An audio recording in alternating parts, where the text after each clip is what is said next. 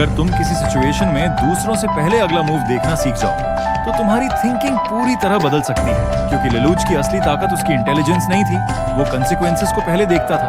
और आज हम उसकी 7 स्ट्रेटेजिक हैबिट्स को रियल लाइफ में समझेंगे। आखिरी हैबिट सबसे इंपॉर्टेंट है क्योंकि वही स्ट्रेटेजी को प्रेशर में भी काम करने लायक बनाती है। Habit 1, think 2 moves ahead. ज्यादातर लोग डिसीजन लेते समय सिर्फ एक सवाल पूछते हैं, अब मुझे क्या करना है? लेकिन स्ट्रेटेजिक थिंकर एक सवाल और पूछता है, इसके बाद क्या होगा? यही लेलूज की थिंकिंग का सबसे बड़ा डिफरेंस था। वो किसी मूव को अकेले नहीं देखता था, वो उसके पॉसिबल कंसिक्वेंसेस को देखता था। रियल लाइफ में भी इसे अप्लाई करो। कोई बड़ा डिसीजन लेने से पहले सोचो, अगर मैंने ये किया तो नेक्स्ट स्टेप क्या होगा? इसका फायदा क्या है? रिस्क क्या है? और अगर प्लान फेल हुआ तो? क्योंकि स्मार्ट डिसीजन वो नहीं जो अभी अच्छा लगे। स्मार्ट डिसीजन वो है जिसका फ्यूचर भी समझ में आता है। Habit 2, always keep an alternative. लेकिन यहाँ एक प्रॉब्लम है, तुम कितना भी अच्छा प्लान करो, कुछ ना कुछ अनएक्सपेक्टेड हो सकता है। इसीलिए स्ट्रैटेजिक पीपल सिर्फ प्लान ए पर डिपेंड नहीं करते, उनके पास ऑल्टरनेटिव होता है। अगर तुम्हारा पहला प्लान फेल हो जाए तो क्या तुम वहीं रुक जाओगे या तुम्हारे पास दूसरा रास्ता होगा? यही डिफरेंस है प्रिपरेशन और लक में। अपने हर इंपॉर्टेंट गोल के लिए खुद से पूछो, अगर ये तरीका काम नहीं किया तो दूसरा क्या है? प्लान बी का मतलब डाउट करना नहीं, अनसर्टेनिटी के लिए तैयार रहना। Habit 3, know what you don't know. अब सबसे अंडररेटेड हैबिट, अपनी नॉलेज की लिमिट पहचानना। लेलुश जैसी स्ट्रैटेजिक थिंकिंग में एक चीज बहुत इंपॉर्टेंट है, असम्पशन और फैक्ट में डिफरेंस समझना। मान लो किसी ने तुम्हें रिप्लाई नहीं किया, तुम सोच सकते हो वो मुझे इग्नोर कर रहा है, लेकिन क्या तुम्हारे पास पूरा एविडेंस है? नहीं, शायद तुमने सिर्फ एक पॉसिबिलिटी को ट्रूथ मान लिया। इसलिए स्ट्रैटेजिक थिंकर खुद से पूछता है, मुझे क्या पता है और मुझे क्या नहीं पता? ये छोटा सवाल तुम्हें अननेसेसरी असम्पशन से बचा सकता है, क्योंकि कई बार प्रॉब्लम गलत इंफॉर्मेशन नहीं होती, प्रॉब्लम इनकम्प्लीट इंफॉर्मेशन होती है। Habit 4, turn goals into systems. अब एक अनकंफर्टेबल ट्रुथ, सिर्फ गोल होना तुम्हें सक्सेसफुल नहीं बनाएगा। मुझे टॉपर बनना है, मुझे फिट होना है, मुझे सक्सेसफुल होना है, ये गोल्स हैं, लेकिन स्ट्रैटेजी कहाँ है? लेलुच सिर्फ डेस्टिनेशन नहीं देखता, वो वहां तक पहुंचने का प्रोसेस बनाता है।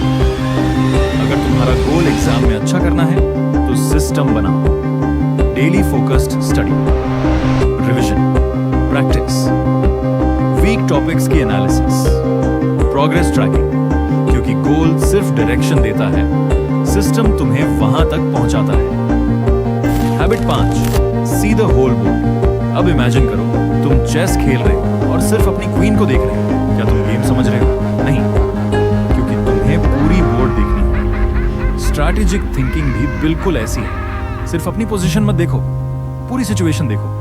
कौन इन्वॉल्व्ड है, किसका गोल क्या है, किसके पास कौन सी इंफॉर्मेशन है, और सबसे इंपॉर्टेंट, कौन सी चीज सिचुएशन को अचानक बदल सकती है। जब तुम पूरी पिक्चर देखना शुरू करते हो तो प्रॉब्लम्स होने से पहले दिखाई देने लगती है, और जो प्रॉब्लम पहले दिखाई दे जाए उसे सॉल्व करना आसान हो जाता है। Habit 4, pause before you decide. अब सबसे डेंजरस एनिमी कोई दूसरा इंसान नहीं, तुम्हारी अपनी रिएक्शन हो सकती है।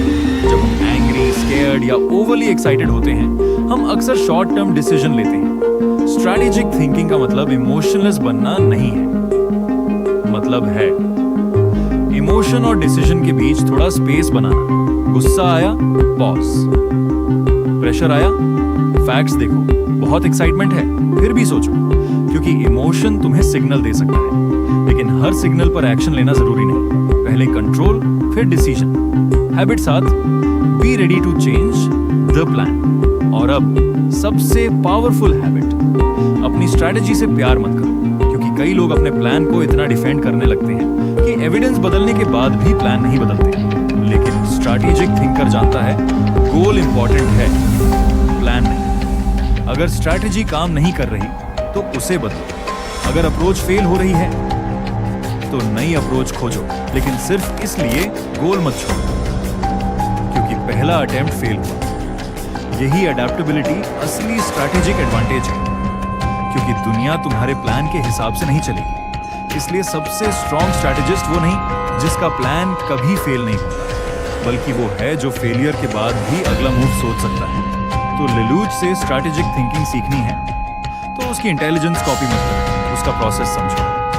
अगला मूव सोचो, ऑल्टरनेटिव रखो, अपनी असम्पशंस क्वेश्चन करो, गोल्स को सिस्टम्स में बदलो, पूरी सिचुएशन देखो, रिएक्शन से पहले पॉज करो और जब एविडेंस बदल जाए अपनी स्ट्रैटेजी बदलने से मत डरो, क्योंकि स्ट्रैटेजिक थिंकिंग का मतलब हर बार दूसरों से 10 स्टेप्स आगे होना नहीं है।